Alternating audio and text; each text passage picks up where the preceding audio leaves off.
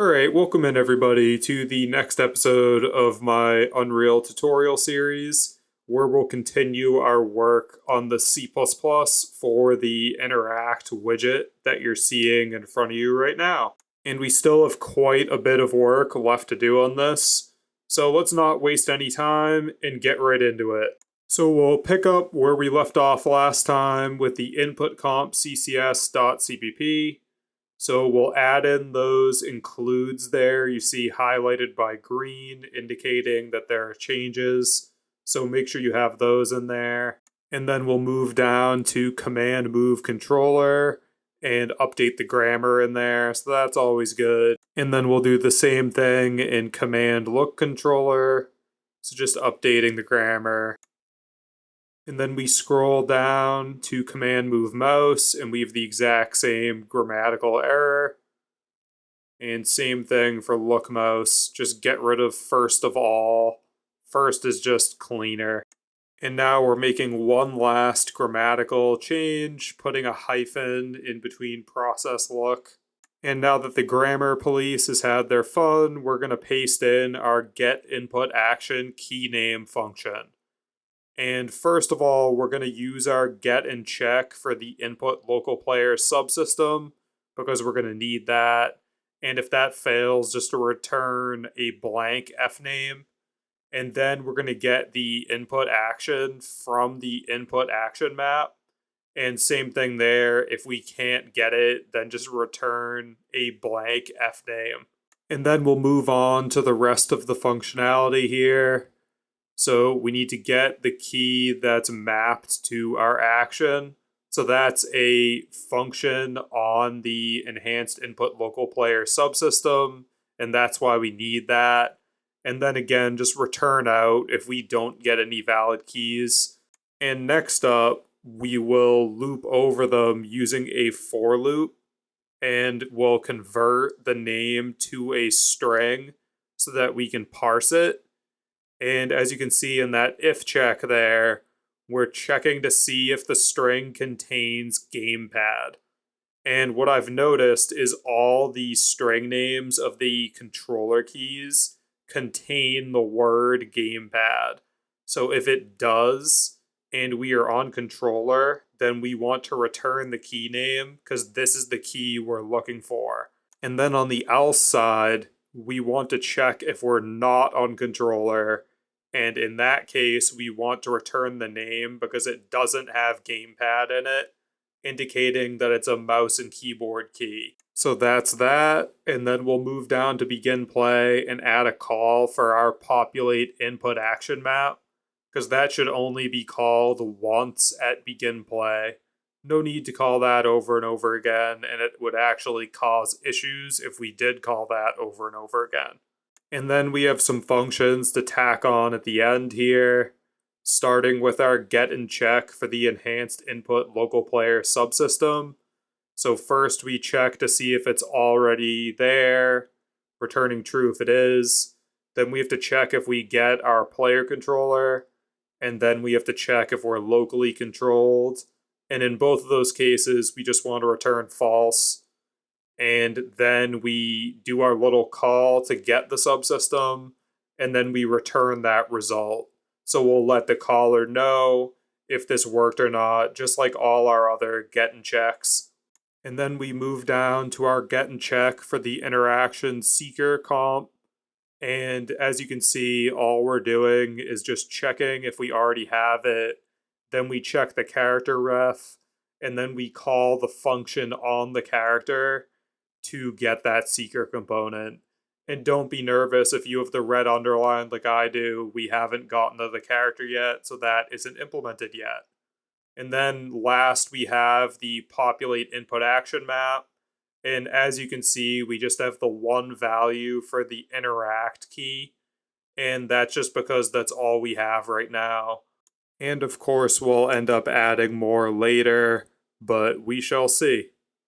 And now we'll get into the character changes. And first we'll add a action binding for our command interact. And then down in begin play, we're going to switch that key out from test to interact. And that's all we have to do in here, just add the binding and update the key to interact. And speaking of interacting, now would be a good time to like the video and leave a comment, because it really helps me out in the YouTube algorithm. So I really appreciate that if you take the time to do it. And after you leave that comment or like, we'll move on to the character ccs.h, where we'll add in our getter for the interaction seeker comp. And as you can see, just very straightforward, similar to the other getters. We're making it const and making it inline as well. And then we'll move on to the interaction interface and make some changes in here. So you'll see we added in a couple of functions. So the first one is get is interactable with key press. And the reason we need that is some things in the game are going to be interactable just by hovering the seeker component over them, as we've implemented things so far in the project. And some you're going to need to press a key. Hence the need for the interaction UI that we're working on right now. And then we just have a simple getter for our interaction keys, and you'll see why we need that in a bit here. And then we're all set with that, so we'll move down here to our add interaction key, and we'll add a Boolean parameter for B need key press. And you'll see we're good programmers here and add in a comment to update our function declaration. And then we add in the parameter as well. And also note that the reason we need this parameter is when we're adding the keys, we basically need to tell our system if we want this key to need a key press or not. And then now that we're done with that, we'll hop into the .cpp, and we're going to update those two functions as well as the add interaction key. And as you can see here, because again, this is the interface and it's designed to be implemented by the other classes, we basically just want to return nothing. So if a class does implement the interface and they screw it up and forget to implement these functions, they'll receive nothing in return, which will remind us that we screwed something up. And again, don't worry about the implementation showing a red underline. That'll go away when we rebuild the project files. And if you go to build the project, it'll work. Not now though, because we haven't implemented most of the C++ classes.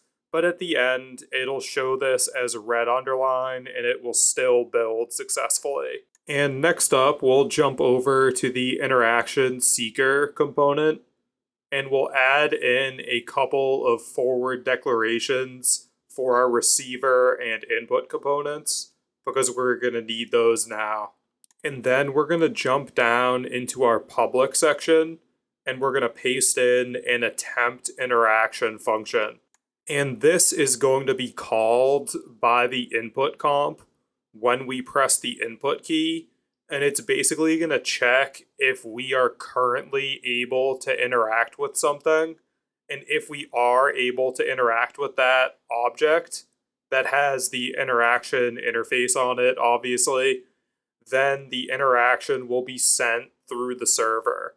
So that's when our UI is up and we press the F key, then the interaction is going to be sent through this function. And now we're going to scroll down a little bit and paste in our determine interaction key function.